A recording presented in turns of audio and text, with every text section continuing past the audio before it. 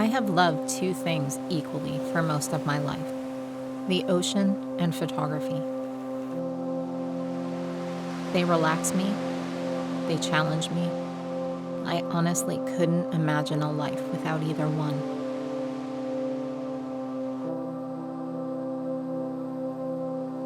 My initial love of photography came from my grandfather, Charlie. His lenses captured people, cars, and architecture, the world through his eyes. As a child, I spent hours looking through his images and was transported to a world of endless possibilities. As I grew older, I began to shoot the world through my own lens, just as he had. With each image, I unlocked beauty and mystery in nature I had overlooked before.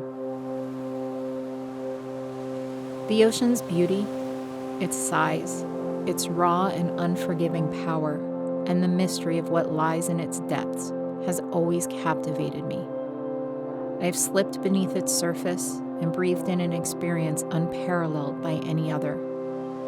I guess it only made sense that once I took my first photograph underwater, I was hooked.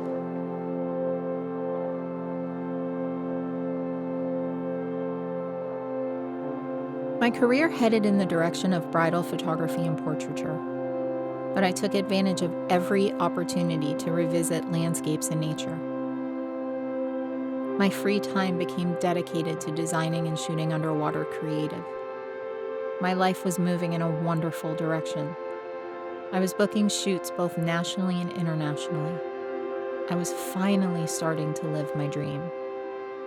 And then, out of nowhere, everything just changed. 5 years of being sick.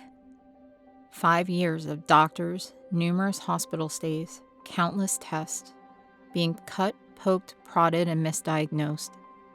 I was sick for so long that by the time I was accurately diagnosed with lupus, I almost didn't care anymore. I just wanted to take whatever meds they handed me and continue on with my life. But it wasn't my life. Not anymore.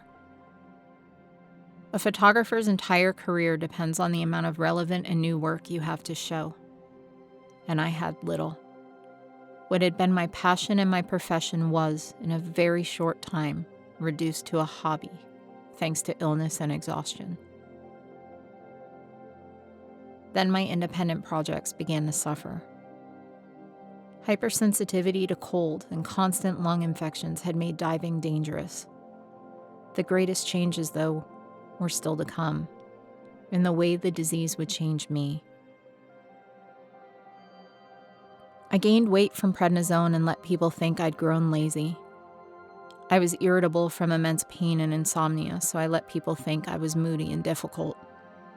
When my hand and body tremors were uncontrollable, I joked that I had too much caffeine.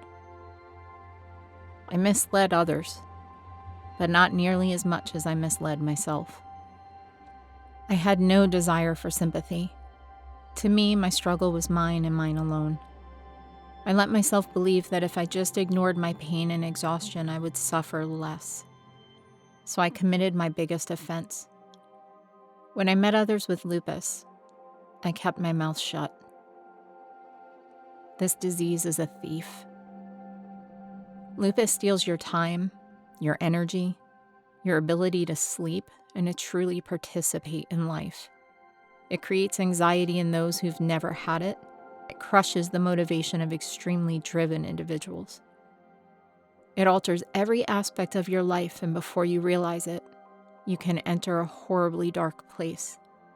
In my darkest moments, when I ached all over, when I was exhausted, when I thought that anything up to and including death that would remove this pain would be preferable to experiencing it, I discovered a group of other sufferers who shared their stories and drew support and strength from that. I listened to what they said, and I began to care for them. Then lupus stole some of them from us as well. I had found a caring community who actually understands my suffering with this disease, and then that community was broken. So I've decided to fight back and to use my love of photography to do it. Pictures say what 1,000 words cannot. I seek to tell the untold stories of countless lupus warriors across the country and around the world, to shine brilliant light on the darkness in which these people suffer, and to give strength to those who battle it every day. I will not shy away from the grim reality, from the way it can warp and disfigure a person, from the various states of debilitation some of us go through, from dialysis to chemotherapy. I will spotlight those who have lost ones to a battle with lupus and honor their own fight as well, because this disease affects not only the diagnosed, but also their entire circle. Though we often feel alone, we are encircled by a powerful community, all with one single goal: to beat this cruel and relentless disease known as lupus. In the end, we are all chasing the wolf.